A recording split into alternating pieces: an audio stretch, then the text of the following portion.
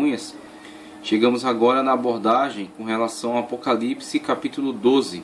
Vamos ver então essas imagens que nos são apresentadas com relação à mulher vestida de sol, que tem a lua embaixo de seus pés, o dragão vermelho que a persegue, tá ok? Mais alguns fatos que vão estar registrados aí no texto de Apocalipse 12.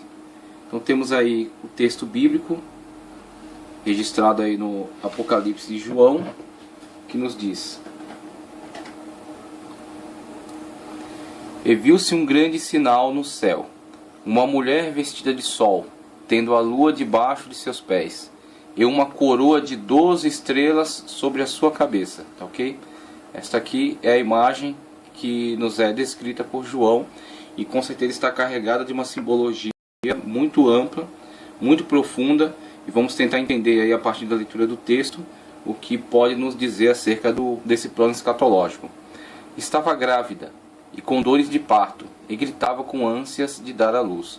E viu-se um outro sinal no céu, e eis que um grande dragão vermelho, que tinha 7 cabeças, preste atenção ao número 7, tá ok? Um número bastante simbólico no contexto bíblico geral, que traz aí sempre a ideia de plenitude, algo que é simbolizado pelo número 7, geralmente é dado como uma plenitude, tá certo? Como algo que está pleno. Ele tinha 7 cabeças e 10 chifres, e sobre as suas cabeças 7 diademas. Então temos a tentativa aí de uma representação, né, para a imagem desse dragão conforme descrito aí por João em Apocalipse. E a sua cauda levou após si a terça parte das estrelas do céu, e lançou-a sobre a terra. E o dragão parou diante da mulher que havia de dar à luz, para que, dando à luz, lhe tragasse o filho. Então, primeiramente, temos aí a associação desta imagem do dragão com a imagem que já nos é descrita com relação ao diabo, com relação a Satanás. E aí vimos em outros trechos da Sagrada Escritura, quando Cristo, por exemplo, falando acerca do diabo, diz que ele é mentiroso desde o princípio. E em outro lugar, Cristo diz que viu o diabo cair do céu como um raio. Então temos aí as profecias que estão registradas em Ezequiel e que tem duplo alcance, falando tanto acerca do rei de Tiro, quanto descrevendo acerca do querubim ungido, tá certo? Que se voltou para tentar se colocar acima do trono de Deus, né? Que deixou a ganância, a arrogância tomar a sua vida, e teve uma atitude aí de rebeldia contra o Todo-Poderoso. E temos também uma descrição em Isaías, também uma profecia dupla, que trata, dentre outras coisas, acerca da queda, né, desse poderoso anjo que estava nessa condição, mas que ao tentar se colocar acima do trono de Deus é derrubado de lá. Então, dentre estas visões, essas elucidações, quer de forma indireta, né, ou de forma direta, como Cristo abordou de uma forma direta, temos a descrição de um ser que era grande, poderoso, tá certo? Que estava num plano celestial, que foi criado pelo Todo-Poderoso, mas que perde sua condição a partir de uma atitude de soberba, de arrogância e de rebelião, tá ok? É arremessado, tá certo? Das alturas celestiais para as profundezas do inferno. Então, quando esse ser é arremessado e perde aquela sua anterior condição de ser glorioso, né, de ser iluminado, ele torna-se então aquilo que hoje é o perseguidor da igreja, o perseguidor dos santos, o acusador, tá certo? O tentador, aquele que está sempre buscando ocasião contra aqueles que querem servir a Deus, na tentativa de atingir de alguma forma a Deus através destes a quem Deus ama.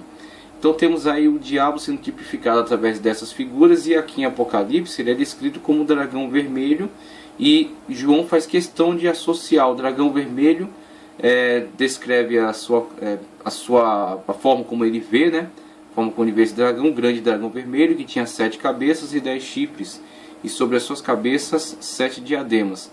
E a sua cauda levou após si a terça parte das estrelas do céu, e lançou sobre a terra.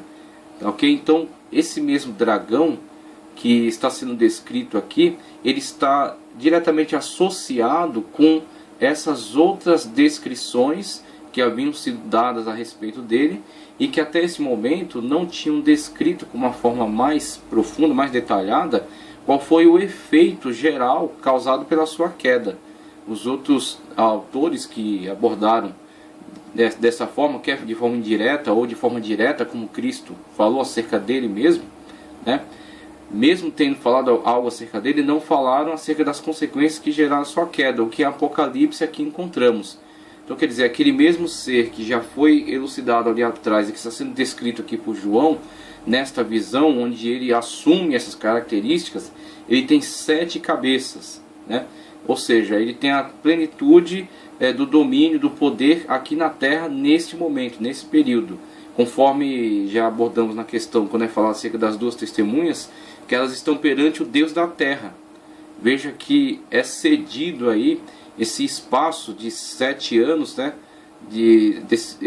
nesse parêntese profético, é cedido esse espaço para a total manifestação do diabo através dessa tríade satânica, conforme vamos abordar nos slides seguintes. Então temos aí o diabo fazendo o papel do Deus da terra, o anticristo fazendo o papel do seu Messias, e o falso profeta fazendo o papel do João Batista do Messias, né? Aquele que é o precursor do Messias.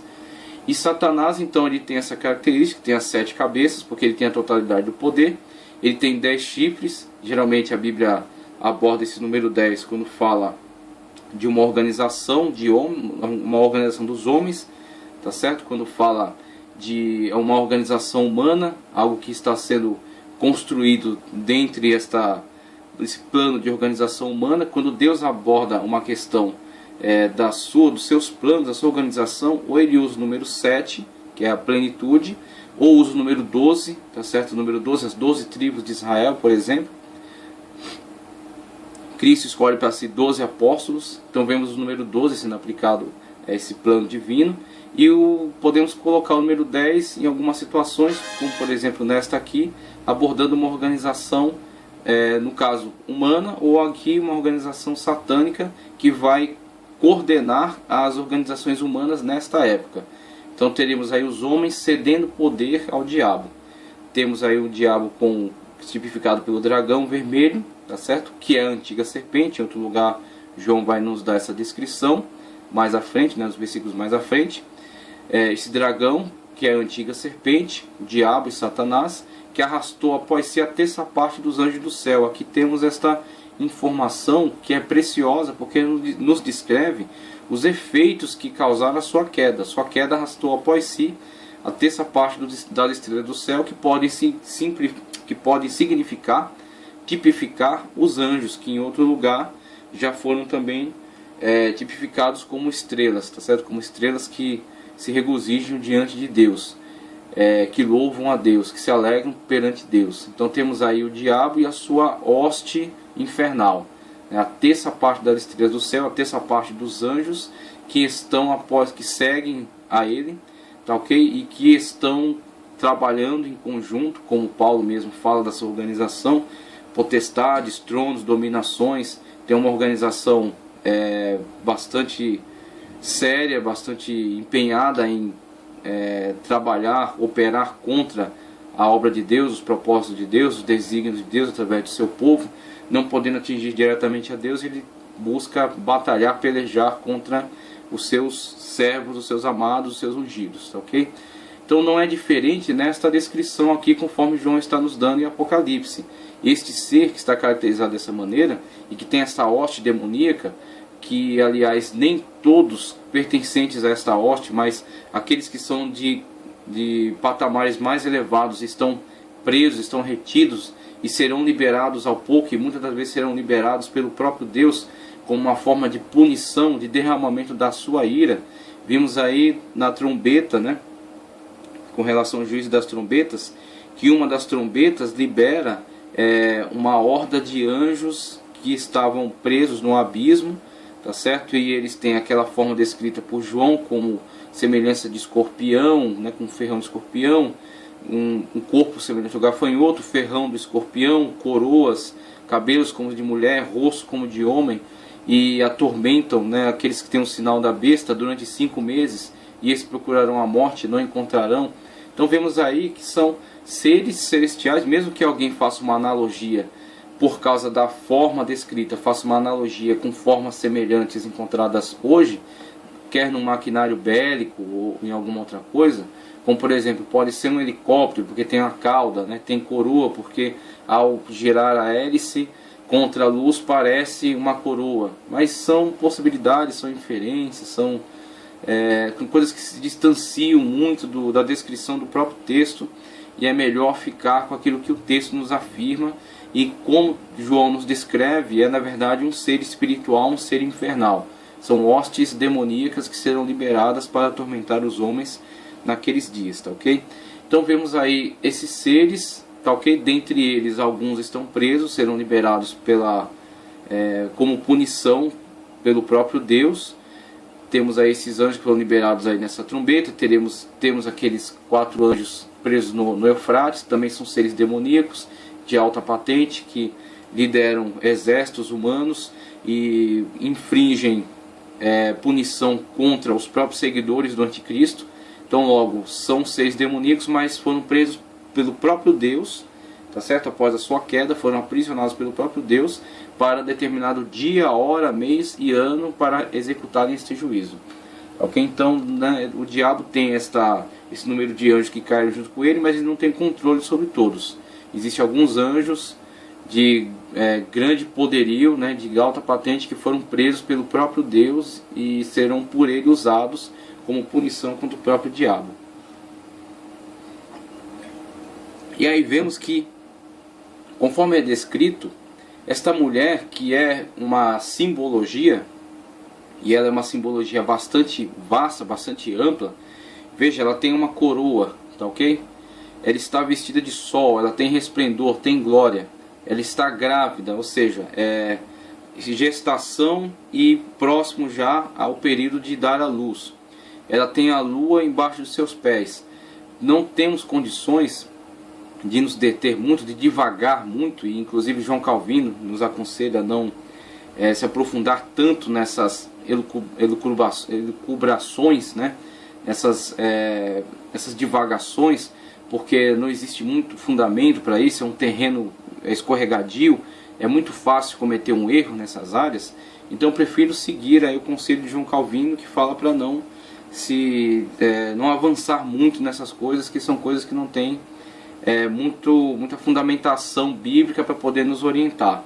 Mas temos algo muito tranquilo, muito simples aí em relação a esta mulher ser a simbologia para Israel, num contexto geral, tá ok? Ser uma simbologia para Israel, e de Israel veio o Messias, da mesma forma como da mulher veio este filho, esta criança. Então de Israel vem o Messias. Dentre os filhos de Israel, a agraciada Maria, nossa irmã Maria, que foi escolhida por Deus para este grande, esse maravilhoso, extraordinário ministério. Então é a serva de Deus, a agraciada de Deus, que foi escolhida para esse ministério. Por meio dela veio o Messias. Maria, uma dentre os judeus, entre os componentes de Israel. E podemos entender que essa mulher, mais do que simbolizar simplesmente a irmã Maria, individualmente, ela simboliza a nação que Maria também simboliza. Maria está dentro do contexto da nação de Israel, ela é judia, tá certo? Então o Messias, ele foi gerado não só a partir do tempo em que Maria concebeu, por ação e obra do Espírito Santo. O Messias está sendo gerado desde o tempo da promessa. Quando o Messias começou, quando a profecia do Messias foi liberada pelo próprio Deus no Jardim do Éden, e ao longo da história foi sendo renovada, tá certo? Depois essa palavra, né, essa mensagem, essa promessa foi transferida através dos patriarcas, foi entregue, né, aos primeiros patriarcas que formaram as 12 tribos de Israel. Depois, ao longo da peregrinação, foi renovada por Moisés, que disse que virá um profeta maior que ele, tá ok? E essa promessa foi sendo ao longo do tempo transmitida de geração em geração por reis, por profetas, por sacerdotes, por pessoas comuns, por juízes levantados por Deus, tá certo? Por grandes homens de Deus, e todos vivendo na expectativa da vinda do Messias, que o Messias viria restaurar todas as coisas e instaurar o reino de Deus na terra. instaurar o reino de Deus na terra, o reino de justiça, um reino poderoso, um reino que iria trazer, implantar, instaurar a verdade de Deus e o governo de Deus no mundo, que iria eliminar toda a opressão, ele iria eliminar toda a injustiça, tá ok? Então, a gestação do Messias, conforme a mulher nos mostrada, aí, nos apresentada, está grávida, né, está para dar à luz. Este é o momento em que ela vai dar à luz. Esse momento final se cumpriu, né, veio à tona, veio a realização por intermédio desta serva escolhida por Deus chamada Maria, tá certo? Ou Miriam, conforme o original do hebraico, né? Mas o período gestacional vem desde trás, desde lá de épocas muito atrás na história. Ao longo de todo esse tempo foi sendo gerada, né, esta expectativa do Messias, para que na plenitude dos tempos, como Paulo descreve, o Messias viesse ao mundo por meio da serva escolhida por Deus, né, que teve essa importante missão. Então, veio então à tona o Messias, e quando o Messias vem, o diabo lança toda a sua investida contra o filho da mulher, contra o filho da nação israelita, contra aquele que veio dos judeus, como Cristo mesmo assim descrevia a sua vinda, né, a sua missão. Ele veio dos judeus, e veio para o que era seus, mas os seus não receberam, mas a todos quanto receberam, deu-lhes poder de serem chamados filhos de Deus. Então temos aí esse relacionamento de Jesus, o Messias, veio de Israel, mas não só para Israel, mas para todos aqueles que o receberem, tá certo? Então temos aí a visão, né, de Israel, o período gestacional, que é desde a época da promessa, o Messias que vem ao mundo, tá ok? Ele é 100% Deus, 100% homem, e temos aí a perseguição empreendida pelo dragão contra o Messias, como o diabo movimentou todo o seu maquinário de guerra, né, contra o Messias, para tentar destruí-lo, e como Daniel já havia previsto, ele seria morto, tá ok? Como Daniel mesmo falou, que o filho do homem seria morto pelo príncipe do povo que havia de vir, tá ok? E seria retirado não para si. Então vemos que o Messias morre, mas morre com um propósito. Ele morre com um propósito de salvação, de sacrifício vicário por toda a humanidade. Ele morre, mas algo que Daniel não conseguiu ver de uma forma muito clara, tá certo? Não era para o tempo dele, mas nós vimos isso, e nós vivemos, nós temos nossa fé solidificada nisso. O Messias veio, o Messias foi perseguido, foi morto, foi crucificado, foi colocado num túmulo, né? Foi colocado lá naquela caverna, né? Que era usada como túmulo. Mas ao terceiro dia ele ressuscitou. Quando as mulheres foram até o túmulo lavar o corpo, preparar o corpo, elas só encontraram um lugar vazio, e o anjo que estava dizendo: por que procurais o que vive entre os mortos? Tá ok? Ele vive, ele está vivo. Então ele mesmo apareceu para as mulheres e pediu para que avisassem os demais, e Cristo depois se encontrou com eles no cenáculo. Então vemos esta revelação, esta descrição tipológica que é feita por João, ela engloba toda essa história, toda a história da salvação. A promessa do Messias, o período gestacional, a plenitude dos tempos, a vinda do Messias, tá certo? A perseguição do diabo, todo esse contexto histórico em torno dele, tá certo? O livramento do Messias, quando fala que a criança foi tomada, tá certo? E deu à luz um filho que há de reger todas as nações com vara de ferro. E o seu filho foi arrebatado para Deus e para seu trono, conforme Estevão assim viu quando estava sendo apedrejado. Disse que viu os céus abertos e o Filho do Homem de pé à destra do Deus Todo-Poderoso. Esta visão essa visão está relacionada àquilo que João nos descreve aqui em Apocalipse 12.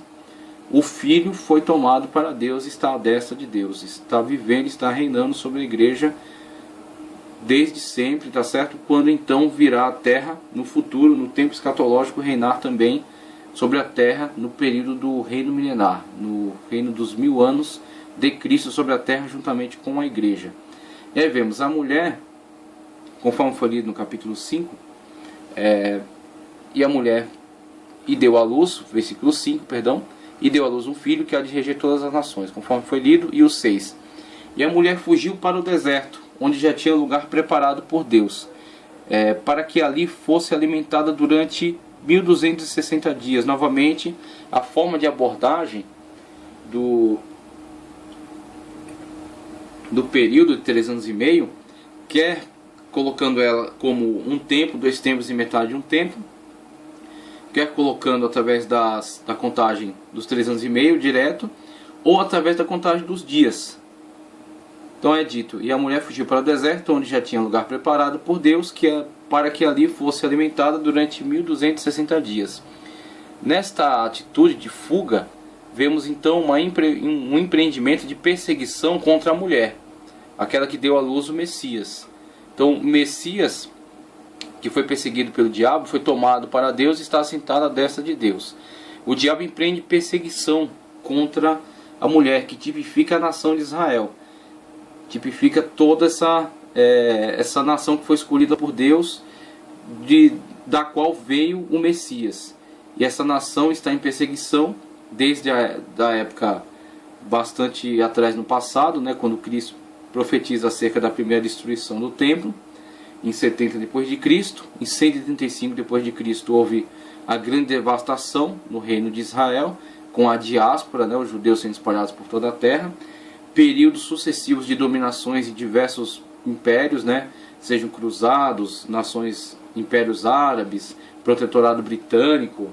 Hoje tem Israel, uma nação forte, mas vivencia constantemente ataques e guerras, e paira sempre uma ameaça, né, uma ameaça de uma grande investida, né, contra a nação de Israel.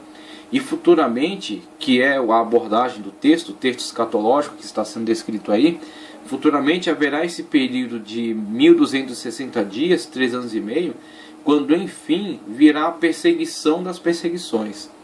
Então essa abordagem tipológica, ela é ampla, ela fala de um grande período histórico que já foi vivenciado em uma parte e que está para ser vivenciado ainda numa parte final. O dragão persegue a mulher, que tipifica a nação de Israel, já há muito tempo. Mas o dragão perseguirá intensamente esta nação ao final dos tempos, durante 3 anos e meio finais, conforme abordado aí em 1260 dias, quando essa nação se refugiará no deserto. Temos a Palestina, temos regiões desérticas na Palestina, tá certo?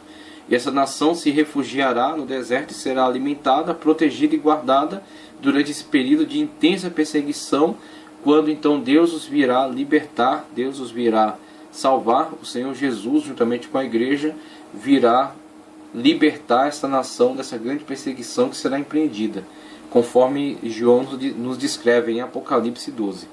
E houve batalha no céu. Miguel e seus anjos batalharam contra o dragão, e batalharam o dragão e os seus anjos. Ok? A grande guerra empreendida aí por Miguel, conforme Daniel nos descreve, o anjo que está designado para a nação de Israel, para guardar, proteger, batalhar por essa nação, dentre o plano da guerra espiritual, tá ok? No âmbito espiritual, um anjo que está colocado aí a favor da nação de Israel. Mas não prevaleceram, nem mais o seu lugar se achou nos céus. E foi precipitado o grande dragão, a antiga serpente, chamado Diabo e Satanás, que engana todo mundo. Ele foi precipitado na terra, e os seus anjos foram lançados com ele. E aí temos uma abordagem que vai desde a época em que o diabo é precipitado dos céus, tá ok? Mas não somente a época do princípio, quando ele se levantou contra Deus, quando ele ainda era o querubim ungido. Temos também, mesclando aí nesta abordagem, o momento em que o diabo, após a retirada da igreja da terra, será precipitado mesmo sobre esta terra. Não apenas a queda dele dos céus, do trono de Deus, para o lugar onde ocupa hoje, tá ok? E aí temos na Bíblia pelo menos a abordagem de 3 céus: o céu atmosférico, o céu sideral, tá certo? Onde estão os astros, e o céu espiritual, onde está o trono de Deus. Então o diabo não está, ele foi precipitado do âmbito espiritual. Mas temos Paulo, por exemplo, falando acerca das potestades do ar, das dominações do ar, os anjos que estão constantemente trabalhando, operando nesse plano do céu sideral, acima do céu atmosférico. Temos, por exemplo, Gabriel descrevendo que quando veio trazer a mensagem a Daniel, veio do trono de Deus para trazer a mensagem a Daniel, que está aqui no plano terrestre. Ele teve problema quando anjos se reuniram e tentaram interromper, tentaram bloquear a sua vinda. Então foi solicitado o auxílio de Miguel, que é um anjo capacitado por Deus para essa intervenção, veio e liberou o caminho para Gabriel então chegar até Daniel e entregar a mensagem da 70ª semana. Então podemos, a partir desse texto, inferir uma guerra no plano sideral, tá certo? No plano acima do céu atmosférico. E aí temos, dentro dessa abordagem, a questão que está sendo mostrada aí da precipitação do diabo sobre a terra. Então já houve essa precipitação dele do plano celestial, né, para o plano sideral. Agora temos a precipitação dele do plano sideral para o plano terrestre. Então o diabo está agora na terra, e na terra ele está construindo este reino, esse governo do anticristo, e está, a partir desse momento, conforme João descreve, 1260 dias finais, perseguindo intensamente a nação de Israel. Quando então Miguel e os seus anjos batalharão, tá, ok? E Jesus, juntamente com a igreja, virão na parousia, na segunda etapa da vinda do Senhor, intervir por Israel, destruir os exércitos do anticristo, lançar a besta e o falso profeta no lago de fogo e amarrar o diabo por 1000 anos. Então esta é a época que estamos abordando. Foi precipitado, conforme já li, e ouvi uma grande voz no céu que dizia: agora é chegada a salvação e a força, e o reino do nosso Deus, e o poder do seu Cristo, porque já o acusador dos nossos irmãos é derrubado, o qual diante do nosso Deus os acusava de dia e de noite, o papel desempenhado pelo diabo atualmente, de acusação, certo? Aquele que acusa os nossos irmãos, aqueles que servem a Deus, os acusam perante Deus de dia e de noite. É aquele que primeiro os tenta e depois os acusa, tá, ok? Vamos ver aqui. E eles o venceram pelo sangue do Cordeiro e pela palavra do testemunho, e não amaram as suas vidas até a morte. E aí vemos aqueles que serão intensamente perseguidos por causa de todo esse plano satânico de destruição daqueles que servem a Deus. A implantação do sinal, a imposição, na verdade, né, do seu sinal, do seu governo, a perseguição, o martírio, a tortura contra aqueles que não assumirem, aqueles que não aceitarem seu governo, e também a perseguição para os judeus que rejeitarem a adoração à pessoa do anticristo, que, como Daniel descreve, fala dele acerca da abominação da desolação que se encontra no lugar santo. Então temos aí no começo do governo do anticristo, tratamos acerca da proposta de interpretação, abordando a questão do templo, conforme aquele plano que já foi desenvolvido lá atrás por Herodes, né, a aliança com os judeus a partir da construção do templo, né, a aproximação dos judeus, né, ganhou a simpatia deles através dessa proposta. A nova apresentação dessa proposta no plano escatológico, quando o anticristo ganhar a simpatia dos judeus para si, com a reconstrução do templo, na área do templo onde estava o templo de Salomão, tá, ok? A remoção do domo da rocha e da mesquita de Al-Aqsa para a construção do futuro templo, com a retomada dos sacrifícios, tá, ok? A possibilidade do anticristo ser da tribo de Dan, a tribo que não é mencionada entre os 144 mil, o que o aproximaria ainda mais do que Herodes, que era um idumeu, tá, ok? O aproximaria mais ainda dos judeus. Mas quando então o templo já reconstruído e os sacrifícios já retomados, né, já toda a rotina do templo do calendário santo de Levítico já restabelecida, o anticristo, conforme descrito por Daniel, adentrando ao lugar santo e exigindo adoração para si, não para Deus, mas para si mesmo. E diante dessa atitude, a rejeição dos judeus e a intensa perseguição do anticristo para com eles, conforme é descrita nessas imagens, nessas figuras tipológicas aqui. Então será o momento em que o dragão vermelho empreenderá toda a sua fúria contra a mulher vestida de sol, tá certo? Que deu à luz o Messias, a nação de Israel. Então é nesse momento que vemos aí esta alegria no céu por causa da queda do diabo, né, da conclusão da história, por causa não da perseguição, mas pelo fato de que Deus vencerá o diabo e finalmente dará a ele o juízo que ele merece, tá ok? E aí temos no versículo 12: por isso alegrai-vos, ó céus, e vós que neles habitais, ai dos que habitam na terra e no mar, porque o diabo desceu a vós e tem grande ira, sabendo que já tem pouco tempo, ou seja, tem 7 anos, nos quais ele empreenderá esses grandes projetos, né? E quando o dragão viu que fora lançado na terra, perseguiu a mulher que dera à luz o filho homem. E foram dadas à mulher asas de grande águia, para que voasse para o deserto, ao seu lugar, onde é sustentada por um tempo. Veja aqui a abordagem: um tempo, tempos, 1 mais 2, 3, e metade de um tempo, 3,5, fora da vista da serpente. E a serpente lançou da sua boca atrás da mulher o mesmo dragão, que era simbolizado lá pelo dragão vermelho de 10 cabeças.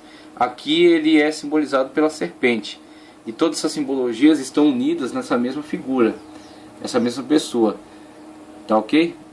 São diferentes descrições para o mesmo ser, para a mesma pessoa. E a serpente lançou da sua boca atrás da mulher água como um rio. Vemos em muitas descrições bíblicas, de Salmos, tá certo? De textos do Antigo Testamento, em Daniel também, as nações sendo descritas como águas revoltas. Então essas águas são lançadas pela serpente, ou seja, estão no seu domínio. E a serpente lança atrás da mulher água como um rio, ou seja, nações que irão ser lançadas contra Israel numa investida bélica, uma investida de destruição total, tá ok? Genocídio contra a nação de Israel, para que pela corrente a fizesse arrebatar. E a terra ajudou a mulher, e a terra abriu a sua boca e tragou o rio que o dragão lançara de sua boca. E o dragão irou-se contra a mulher e foi fazer guerra ao remanescente da sua semente, os que guardam os mandamentos de Deus e têm o testemunho de Jesus Cristo. E aí vemos algumas nações que se alinharão para defender Israel contra essa investida satânica, que serão também alvo da guerra, da batalha do anticristo, né, contra essas nações que se alinharem para defender Israel, e a intensa perseguição do anticristo contra Israel e contra todos aqueles que rejeitarem o seu governo. Então temos numa abordagem ampla todo esse plano do messianismo, a promessa do Messias, a concepção e quando Israel, enfim, por meio de Israel o Messias vem ao mundo, tá ok? A perseguição contra o Messias, a ascensão do Messias ao trono de Deus, onde está hoje, a destra do Pai, tá ok? Quando então virá no evento chamado a vinda do Senhor, primeiro levando a colheita para si, depois vindo ele mesmo juntamente com essa colheita na chamada parousia, tá ok? A parousia, quando Cristo vier intervir nesta batalha, né, pelejar contra Israel e libertá-lo dessa intensa perseguição do anticristo. Aí vimos o diabo, que está sobre a terra, tem pouco período, empreende todo o seu governo, toda a sua força, né, para levantar este governo e mover essa perseguição, esta última perseguição contra Israel e contra aqueles que guardam o testemunho de Jesus Cristo. E vimos aí o Senhor defendendo o seu povo, o Senhor guardando o seu povo, o Senhor protegendo a nação de Israel. E aí trazemos só de forma elucidativa aqui esta foto que retrata uma imagem que fala acerca do Holocausto, certo? Do Holocausto durante a Segunda Guerra Mundial, porque semelhante àquilo que foi feito nesta época, aquele teste que o anticristo fez por meio de Hitler, com a perseguição dos judeus durante o Holocausto, aquilo será novamente empreendido agora pelo anticristo durante esse período de 3 anos e meio. E esses 3 anos e meio são os 3 anos e meio finais do período escatológico que estamos estudando, tá ok? Então temos aí nesse mapa